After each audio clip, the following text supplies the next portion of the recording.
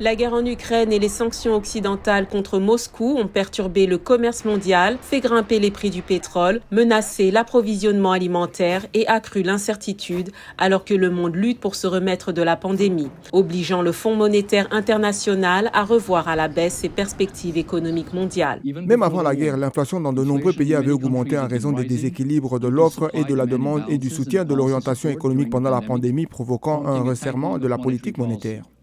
La hausse des prix de l'énergie et des matières premières a entraîné une baisse de la production et une hausse de l'inflation. Pour la Maison-Blanche, Moscou en est responsable.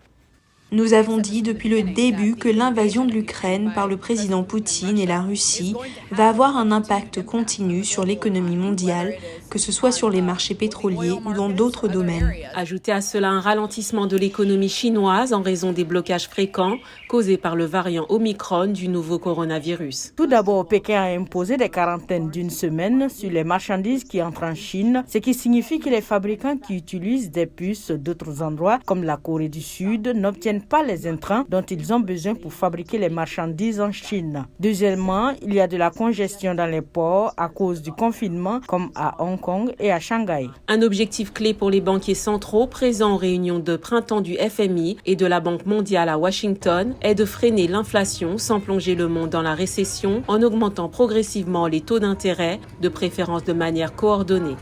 Au milieu des efforts occidentaux pour isoler le président russe Vladimir Poutine, la coordination peut s'avérer difficile. Les États-Unis ont évité une partie des réunions des ministres des Finances du G20 cette semaine pour protester contre la participation de Moscou au groupe à cause de l'invasion de l'Ukraine.